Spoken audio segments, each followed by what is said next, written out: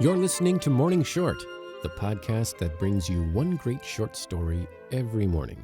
Available on listen.morningshort.com, iTunes, SoundCloud, and any podcast app you like. Today's story is Some Particulars Concerning a Lion by Charles Dickens. Before we begin, tweet your personal invite link to Morning Short. Our stories are better with friends. Start discussing this story now. Get your personal link at share.morningshort.com. And now to the story. We have great respect for lions in the abstract. In common with most other people, we have heard and read of many instances of their bravery and generosity. We have duly admired that heroic self-denial and charming philanthropy which prompts them never to eat people except when they are hungry, and we have been deeply impressed with a becoming sense of the politeness they are said to display towards unmarried ladies of a certain state. All natural histories teem with anecdotes illustrative of their excellent qualities, and one old spelling book in particular recounts a touching instance of an old lion, of high moral dignity and stern principle, who felt it his imperative duty to devour a young man who had contracted a habit of swearing, as a striking example to the rising generation. All this is extremely pleasant to reflect upon, and indeed says a very great deal in favor of lions as a mass.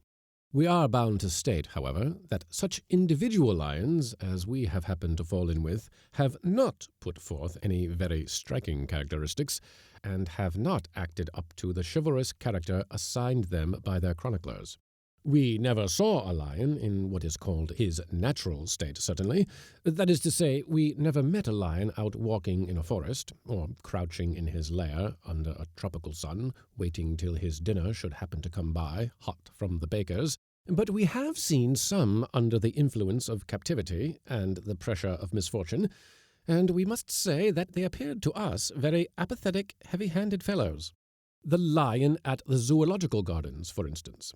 He is all very well. He has an undeniable mane, and looks very fierce. But, Lord bless us, what of that? The lions of the fashionable world look just as ferocious, and are the most harmless creatures breathing. A buck-slobby lion or a Regent Street animal will put on a most terrible aspect and roar fearfully if you affront him, but he will never bite, and, if you offer to attack him manfully, will fairly turn tail and sneak off. Doubtless these creatures roam about sometimes in herds, and if they meet any especially meek-looking and peaceably disposed fellow, will endeavor to frighten him, but the faintest show of a vigorous resistance is sufficient to scare them even then. These are pleasant characteristics, whereas we make it matter of distinct charge against the zoological lion and his brethren at the fairs that they are sleepy, dreamy, sluggish quadrupeds. We do not remember to have ever seen one of them perfectly awake, except at feeding time. In every respect, we uphold the biped lions against their four-footed namesakes, and we boldly challenge controversy upon the subject. With these opinions, it may be easily imagined that our curiosity and interest were very much excited the other day when a lady of our acquaintance called on us and resolutely declined to accept our refusal of her invitation to an evening party. "For," said she, "I have got a lion coming." We at once retracted our plea of a prior engagement, and became as anxious to go as we had previously been to stay away. We went early, and posted ourselves in an eligible part of the drawing-room, for whence we could hope to obtain a full view of the interesting animal. 2 or 3 hours passed, the quadrilles began, the room filled, but no lion appeared.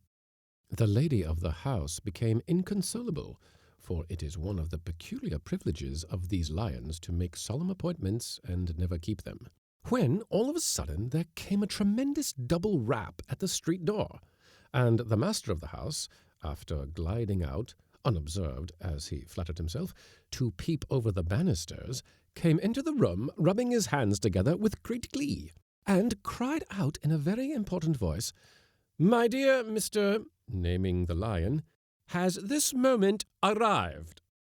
Upon this, all eyes were turned towards the door, and we observed several young ladies, who had been laughing and conversing previously with great gaiety and good humour, grow extremely quiet and sentimental, while some young gentlemen, who had been cutting great figures in the facetious and small-talk way, suddenly sank very obviously in the estimation of the company, and were looked upon with great coldness and indifference.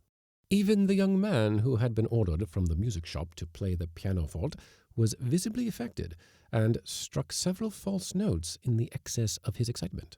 All this time there was a great talking outside, more than once accompanied by a loud laugh, and a cry of "Oh, capital, excellent!" from which we inferred that the lion was jocose, and that these exclamations were occasioned by the transports of his keeper and our host. Nor were we deceived, for when the lion at last appeared, we overheard his keeper, who was a little prim man, whisper to several gentlemen of his acquaintance, with uplifted hands, and every expression of half-suppressed admiration, that, naming the lion again, was in such cue tonight. The lion was a literary one.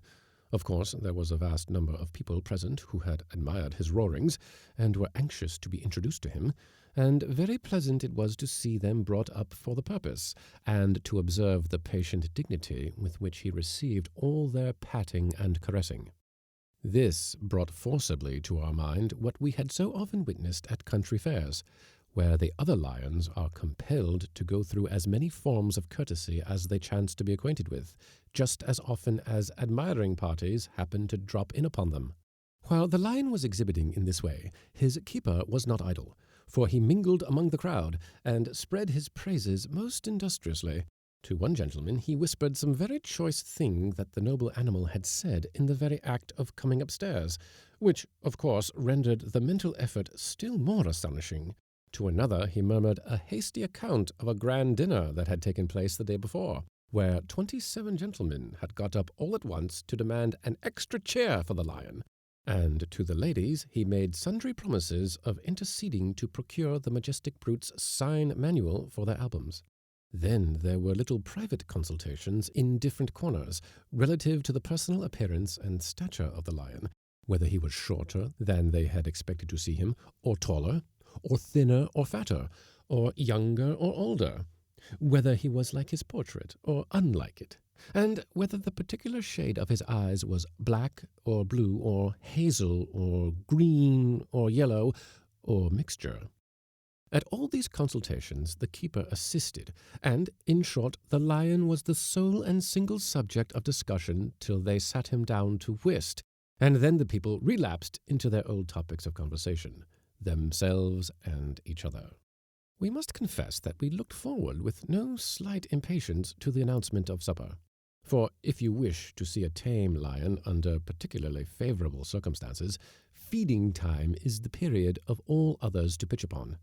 We were therefore very much delighted to observe a sensation among the guests, which we well knew how to interpret, and immediately afterwards to behold the lion escorting the lady of the house downstairs. We offered our arm to an elderly female of our acquaintance, who, dear old soul, is the very best person that ever lived, to lead down to any meal, for, be the room ever so small, or the party ever so large, she is sure, by some intuitive perception of the eligible, to push and pull herself and conductor close to the best dishes on the table. We say we offered our arm to this elderly female, and, descending the stairs shortly after the lion, were fortunate enough to obtain a seat nearly opposite him. Of course, the keeper was there already. He had planted himself at precisely that distance from his charge, which afforded him a decent pretext for raising his voice, when he addressed him, to so loud a key as could not fail to attract the attention of the whole company, and immediately began to apply himself seriously to the task of bringing the lion out and putting him through the whole of his manoeuvres. Such flashes of wit as he elicited from the lion! First of all, they began to make puns upon a salt cellar, and then upon the breast of a fowl, and then upon the trifle. But the best jokes of all were decidedly on the lobster salad, upon which latter subject the lion came out most vigorously, and, in the opinion of the most competent authorities, quite outshone himself. This is a very excellent mode of shining in society, and is founded, we humbly conceive, upon the classic model of the dialogues between Mr. Punch and his friend the proprietor, wherein the latter takes all the uphill work and is content to pioneer to the jokes and repartees of Mr. P himself, who never fails to gain great credit and excite much laughter thereby. Whatever it be founded on, however, we recommend it to all lions, present and to come, for in this instance it succeeded to admiration, and perfectly dazzled the whole body of heroes. When the salt cellar, and the fowl's breast, and the trifle, and the lobster salad were all exhausted, and could not afford standing room for another solitary witticism, the keeper performed that very dangerous feat which is still done with some of the caravan lions, although in one instance it terminated fatally, of putting his head in the animal's mouth, and placing himself entirely at its mercy. Boswell frequently presents a melancholy instance of the lamentable results of this achievement, and other keepers and jackals have been terribly lacerated for their daring. It is due to our lion to state that he condescended to be trifled with in the most gentle manner, and finally went home with the showman in a hack cab, perfectly peaceable, but slightly fuddled. Being in a contemplative mood, we were led to make some reflections upon the character and conduct of this genus of lions as we walked homewards, and we were not long in arriving at the conclusion that our former impression in their favor was very much strengthened and confirmed by what we had recently seen. While the other lions receive company and compliments in a sullen, moody, not to say snarling manner, these appear flattered by the attentions that are paid them, while those conceal themselves to the utmost of their power from the vulgar gaze. These court the popular eye, and, unlike their brethren, whom nothing short of compulsion will move to exertion, are ever ready to display their acquirements to the wondering throng. We have known bears of undoubted ability, who, when the expectation of a large audience have been wound up to the utmost pitch, have peremptorily refused to dance. Well-taught monkeys, who have unaccountably objected to exhibit on the slack wire, and elephants of unquestioned genius, who have suddenly declined to turn the barrel organ. But we never once knew or heard of a biped lion, literary or otherwise, and we state it as fact, which is highly creditable on the whole species, who, occasion offering, did not seize with avidity on any opportunity which was afforded him of performing to his heart's content on the first violin.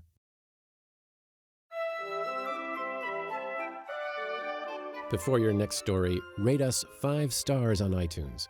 We count on your tweets and reviews to help us bring our stories to the largest number of readers possible.